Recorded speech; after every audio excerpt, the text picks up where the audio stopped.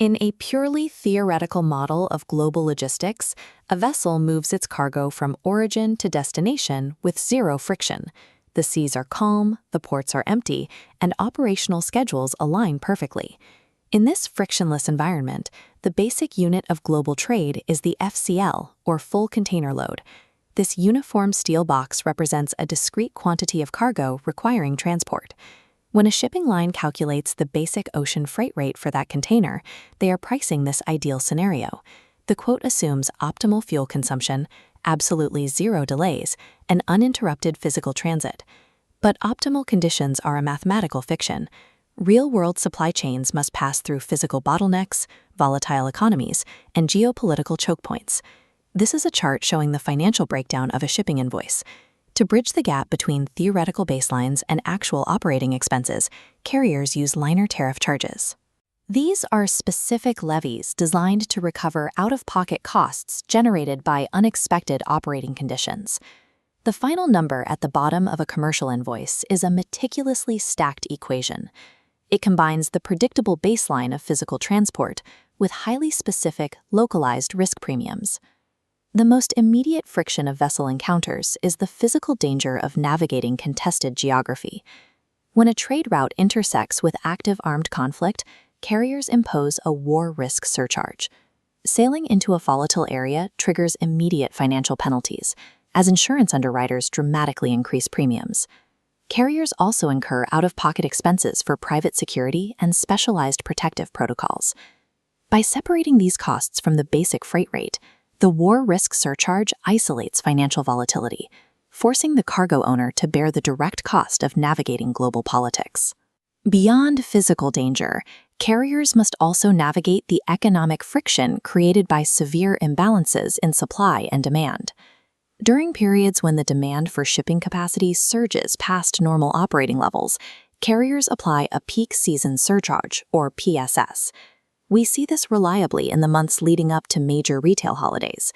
As companies rush to stock shelves, the volume of container transport from Asian hubs to European markets spikes dramatically. A shipping network has a strict physical ceiling. When demand breaches that capacity line, operational costs surge. To keep the network moving, carriers must rapidly reposition empty containers across the globe, an incredibly expensive logistical undertaking. The PSS serves a distinct structural purpose. It acts as an economic shock absorber, rationing finite capacity to manage and sustain a severely overloaded logistics network. Once the vessel navigates geopolitical risks and market spikes, it faces a third point of friction at the destination port: infrastructural gridlock.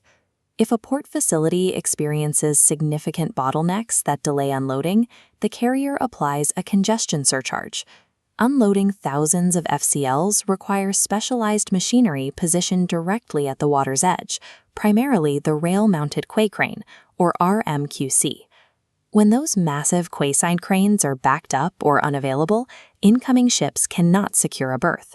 They are forced to wait at anchor, burning through heavy daily charger rates and expensive maritime fuel while zero cargo moves. In maritime logistics, idle time burns capital. Berth congestion forces carriers to pay premium operational rates simply to stand entirely still. The bottleneck at the berth is often a symptom of a deeper infrastructural failure. The real gridlock frequently originates inland, within the port's massive internal storage yards. Organizing and stacking those incoming boxes requires highly mobile yard equipment, primarily the rubber-tired gantry crane, or RTG. If a terminal lacks enough RTG equipment, or if yard management breaks down, containers stack up. This creates a severe ripple effect, physically slowing down the RMQCs at the water and stopping the entire unloading sequence. The congestion surcharge aggregates every delay in this chain, from the stranded RMQC at the water to the backed-up RTG in the yard, into one single billable fee. Ultimately, this surcharge functions as a direct financial penalty for local infrastructural inefficiency, with the accumulated cost passed back to the cargo owner. What began as a pristine, theoretical freight rate is now an accurate ledger of real-world friction, combining the base freight with war risk, peak season, and congestion premiums. In commensal trade, this accumulated total is often governed by a specific Incoterm, Delivered Duty Unpaid, or DDU. Under DDU terms, the seller guarantees that this assembled tariff stack covers every inch of physical transport and all associated operational surcharges, right up to the designated destination port. However, DDU has one distinct boundary. It explicitly excludes the payment of any sovereign import duties or taxes, leaving that final clearance hurdle entirely to the buyer. Carriers can accurately calculate and price the physical danger, market volatility, and infrastructural friction of moving a box across the globe, but sovereign tax jurisdictions remain completely isolated from the logistics ledger. Behind every commercial invoice and individual surcharge lies a rigid, overarching regulatory framework that governs these massive physical movements. This overarching structure is managed by the IMO, or International Maritime Organization. Operating as a specialized agency of the United Nations, the IMO establishes the mandatory protocols for maritime safety, physical security, and environmental compliance.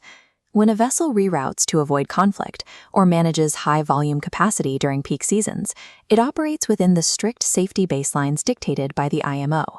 Those regulations directly shape the operational limits that ultimately surface as tariff charges.